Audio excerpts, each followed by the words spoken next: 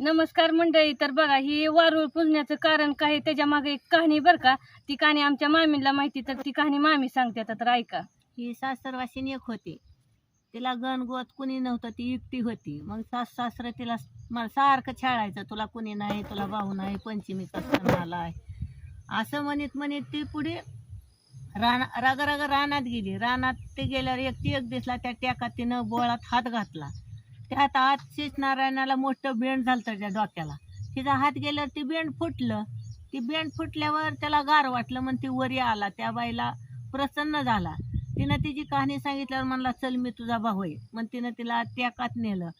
तिची पंचमीचा सण केला आणि तिला वरी आल्यावर त्यानं गाडी बैल झुपली, तिला बसविलं गाडीत आणि तिला सासरमध्ये तिचा सन्मान करून तिला घालविलं.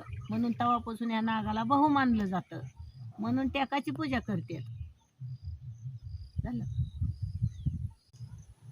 तर बघा, ही आजच्या ह्या वारुळाची ही कहाणी आहे. नाग प्रसन्न झाल्यामुळं खरं ह्याला पूजा करते ती.